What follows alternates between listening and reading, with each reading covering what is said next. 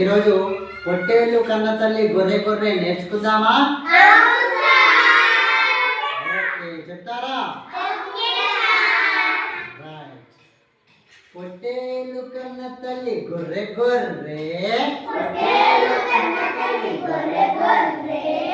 దున్నపోతు కన్న తల్లి బర్రె బర్రె,